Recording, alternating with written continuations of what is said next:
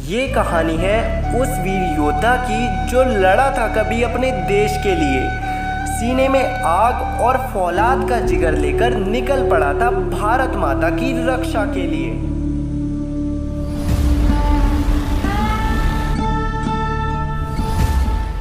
दोस्तों, इस कहानी की शुरुआत होती है पौड़ी गढ़वाल नामक जिले से, जहां जसवंत सिंह रावत का जन्म हुआ था।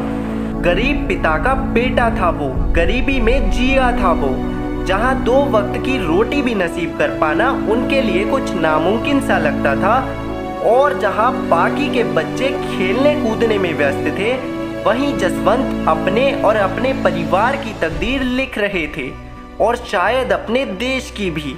निकल पड़ा था वो एक ऐसे अनजान सफ़र की ओर जिसकी ना कोई मंजिल थी और ना ही वो सफ़र आसान होने वाला था, और अगर कुछ आसान था तो वो उनका उस दुनिया को देखने का नज़रिया। बचपन से ही मन में देश प्रेम की भावना रखने वाले जसवंत ने ये तो अपने मन में ठान ही लिया था कि बड़े होकर अगर उन्हें कुछ बनना है तो वो है एक फौजी, और इसी देश प्रेम के चलते मात्र 17 साल की उम्र में ही वो सेना में भर्ती होने चल दिए। मगर कम उम्र होने की वजह से उन्हें सेना में भर्ती नहीं करा गया। हालांकि एक सही उम्र होने के बाद जसवंत को 19 अगस्त 1960 में बतौर राइफलमैन की पोस्ट के लिए शामिल कर लिया गया, और अपनी जिंदगी का पहला पन्ना पार करते हुए जसवंत अपनी ट्रेनिंग पूरी करने के लिए रवाना हो चले। मगर उनको क्या पता था उनकी जिंदगी का ये सफर इतना दर्दनाक होने वाला है।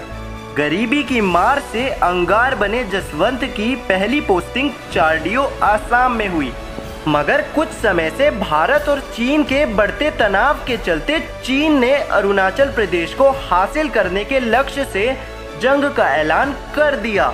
इसकी वजह ये थी कि चीन अरुणाचल प्रदेश को तिब्बत का एक हिस्सा मानते थे, जिस पर कि वो पहले ही अपना हक जमा चुके थे, और उस जगह भारत की सेना कम होने की वजह से असम से गढ़वाल राइफल 4 को मदद के लिए बुला लिया गया, जिसमें जसवंत सिंह रावत भी शामिल थे।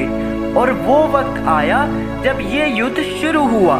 दोनों तरफ से बराबर का जवाब दिया जा रहा था।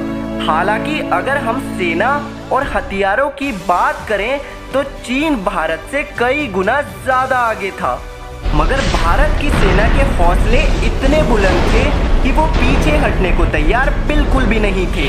अपने देश की हिफाजत के लिए अपनों को ही भूल गए थे वो लोग, मानो कह रहे हो कि आज ही होली और आज ही दिवाली, आज ही आज़ादी का दिन और आज ही आज़ाद होने का दिन। पर अच्छे हथियारों की कमी होने की वजह से अब चीनी सेना भारत पर हावी होने लगी थी, मगर ये चीज़ जसवंत को बिल्कुल भी पसंद नहीं आई, और अपने 2 और साथियों के साथ चीनी सीमा में जाकर उनके एक बंकर पर हावी हो गए, और मात्र 15 यार्ड की दूरी से ही हैंड ग्रेनेड फेंककर कई चीनी सैनिकों को ढेर कर दिया, और लौटते वक्त उनके कुछ आधुनिक हथियार भारत की सीमा में ले आए। मगर मामला यहाँ पर शांत नहीं होता। बढ़ती हुई चीनी सेना भारत की कमजोरी का कारण बनने लगी थी, और इसी चीज को ध्यान में रखते हुए हेडक्वार्टर से पीछे हटने का ऑर्डर आया।